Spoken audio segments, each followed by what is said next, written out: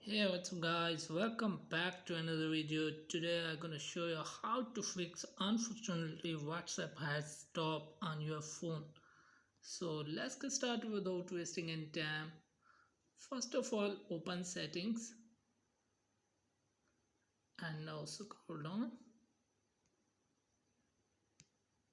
Here type on application manager.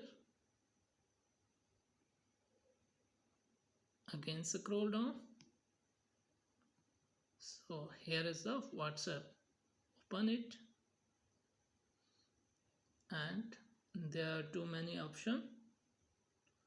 So here is the clear data and clear caches. So you have to clear your caches. If you want to clear data, your all messages, photos will be deleted.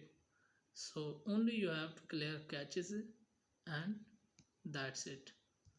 Now your WhatsApp will work properly.